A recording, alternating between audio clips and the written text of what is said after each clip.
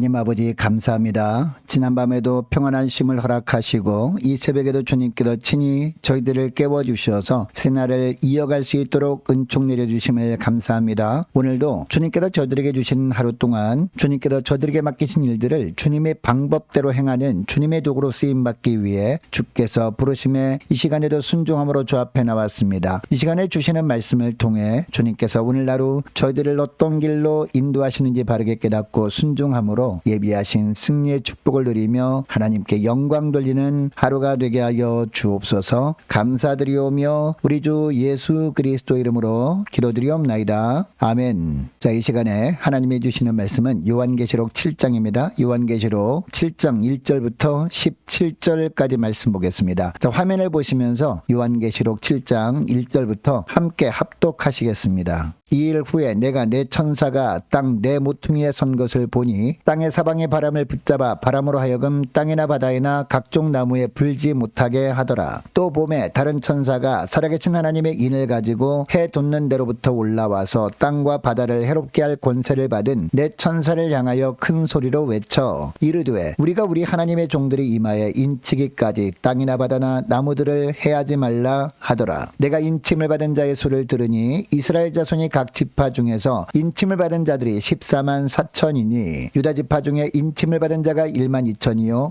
루벤 지파 중에 1만 2천이요 갓 지파 중에 1만 2천이요 아셀 지파 중에 1만 2천이요 납달리 지파 중에 1만 2천이요 므낫세 지파 중에 1만 2천이요 시몬 지파 중에 1만 2천이요 레위 지파 중에 1만 2천이요 이사갈 지파 중에 1만 2천이요 스불론 지파 중에 1만 2천이요 요셉 지파 중에 1만 2천이요 베냐민 지파 중에 인침을 받은 자가 1만 2천이라. 2일 후에 내가 보니 각 나라와 족속과 백성과 방언에서 아무도 능히 셀 수 없는 큰 무리가 나와 흰 옷을 입고 손에 종려 가지를 들고 보좌 앞과 어린 양 앞에 서서 큰 소리로 외쳐 이르되 구원하심이 보좌에 앉으신 우리 하나님과 어린 양에게 있도다 하니 모든 천사가 보좌와 장로들과 내 생물이 주위에 서 있다가 보좌 앞에 엎드려 얼굴을 대고 하나님께 경배하여 이르되 아멘. 찬송과 영광과 지혜와 감사와 존귀와 권능과 힘이 우리 하나님께 세세토록 있을지어다. 아멘 하더라. 장로 중 하나가 응답하여 나에게 이르되 이 흰옷 입은 자들이 누구며 또 어디에서 왔느냐. 내가 말하기를 내 주여 당신이 아시나이다 하니 그가 나에게 이르되 이는 큰 환난에서 나오는 자들인데 어린 양의 피에 그 옷을 씻어 희게 하였느니라. 그러므로 그들이 하나님의 보좌 앞에 있고 또 그의 성전에서 밤낮 하나님을 섬김에 보좌에 앉으신 이가 그들 위에 장막을 치시리니 그들이 다시는 줄이지도 아니하며 목마르지도 아니하고 해나 아무 뜨거운 기운에 상하지도 아니하리니 이는 보좌 가운데 계신 어린 양이 그들의 목자가 되사 생명수 샘으로 인도하시고 하나님께서 그들의 눈에서 모든 눈물을 씻어 주실 것임이라. 아멘. 여러분, 우리는 어제부터 요한계시록의 본론에 해당하는 7인 재앙에 대한 말씀을 살펴보고 있는데 7인 재앙은 좀 독특한 구조로 되어 있습니다. 6장에서 죽임당한 어린 양이신 예수님께서 첫 번째부터 6번째 인까지 떼시고 재앙이 있었습니다. 그런데 오늘 우리가 읽은 7장에서는 잠깐 쉽니다. 그런데 오늘 본문에 보면 14만 4천 명이라는 사람 수가 나옵니다. 여러분, 요한계시록은요 상징으로 가득한 책입니다. 그렇다면 14만 4천 명도 인원수가 아니라 상징이라는 것을 우리가 알 수 있습니다. 이 7장에서 하나님의 말씀하시고자 하시는 핵심 내용은 종말의 시대를 살아가는 하나님의 백성들의 구원과 안전에 대한 내용입니다. 6장 마지막 부분에 보면 오직 하나님의 인맞은 사람들만 살아남을 수 있다라고 하신 것을 보면 알 수 있어요. 자, 그리고 14만 4천 명에 대한 이야기를 하면서 5절에 보니까요 갑자기 구약의 12지파 이야기를 합니다. 그런데 보면 가장 먼저 유다 지파가 나오고 그 후에 루벤 지파가 나옵니다. 여러분, 사실 이스라엘 12지파 중에서 육적인 장자 지파는 루벤 지파였습니다. 그래서 창세기 49장에서 야곱이 12아들을 축복할 때 가장 먼저 루벤을 축복했던 겁니다. 그럼에도 요한계시록에서 가장 먼저 유다 지파를 말씀하신 이유는 다윗의 자손 예수님이 태어난 영적인 장자 지파였기 때문이었습니다. 그리고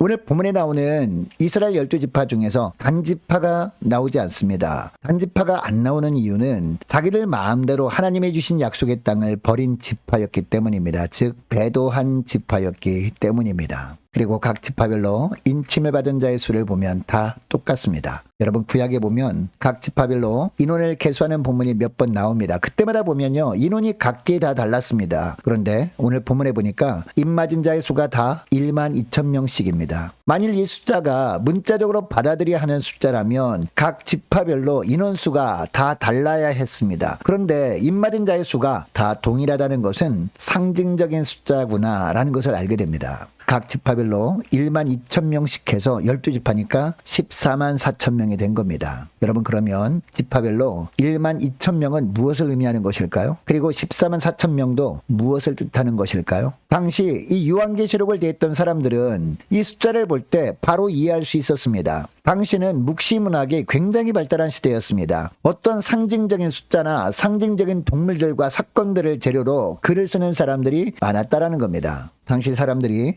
완전함을 나타내는 것을 숫자로 표현했는데 그 숫자가 3, 4, 7, 10, 12 이런 숫자들입니다. 그러니까 요한계시록에 이 숫자가 나오면 완전함을 의미하는 것임을 우리가 알 수 있습니다. 하나님이 하신 일을 뜻하는 겁니다. 그러니까 1만 2천 명뿐만 아니라 14만 4천 명은 단순히 문자적인 인원수를 말하는 것이 아니라 구원받은 사람들 총수를 말하는 겁니다. 그래서 9절에도 보면 각 나라와 족속과 백성과 방언에서라는 표현이 나오는 겁니다. 그리고 또한 9절 말씀을 계속 보면 아무도 능히 셀 수 없는 큰 무리라고 정확하게 말씀하고 있는 겁니다. 여러분, 이 인원수에는요, 이 땅을 향한 하나님의 간절한 소원이 들어 있습니다. 어떻게 하든지 이 요한계시록을 읽고 주님께 돌아오는 백성들이 많아졌으면 하는 하나님의 소원이 들어있다는 겁니다. 계속해서 10절 말씀해 보니까 이 큰 무리들이 구원하심이 보좌에 앉으신 우리 하나님과 어린 양께 있도다 라고 찬송합니다. 이들이 찬양하니까 천사가 또 기뻐하면서 하나님께 다시 경배를 올려드리는데, 자, 12절을 보시기 바랍니다. 12절을 보니까 아멘, 찬송과 영광과 지혜와 감사와 존귀와 권능과 힘이 우리 하나님께 세세토록 있을지어다 아멘이라고 합니다. 또한 13절에 보면 이들을 흰옷 입은 무리들이라고 하고 있습니다. 여러분, 이 흰옷 입은 무리들이란 어떤 사람들을 말하는 것일까요?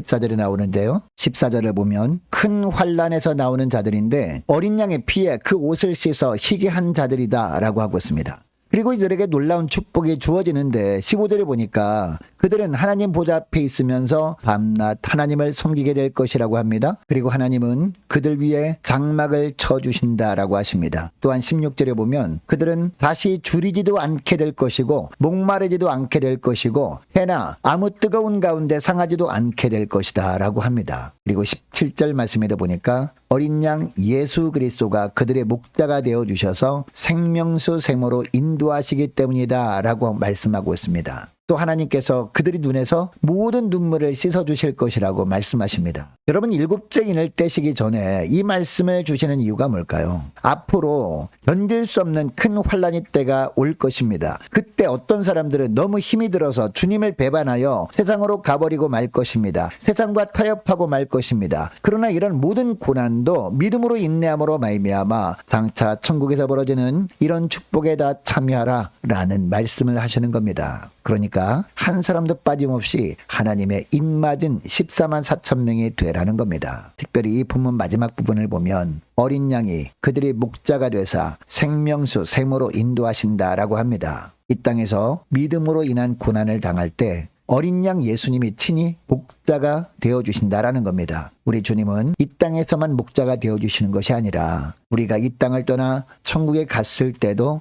여전히 목자가 되어주신다라는 겁니다. 이것을 기억하고 어떠한 고난의 환경에서도 믿음으로 인내하라, 믿음을 지키라 라고 말씀하고 계십니다. 여러분, 그러면 하나님의 인을 맡는다는 것은 어떤 의미일까요? 예수 그리스도를 내 인생의 주님으로 영접하는 겁니다. 예수 그리스도를 내 삶의 왕으로 모셔드리는 겁니다. 내 안에 그리스도께서 사시도록 나를 주님께 맡겨드리는 것, 이것이 하나님의 인을 맡는 겁니다.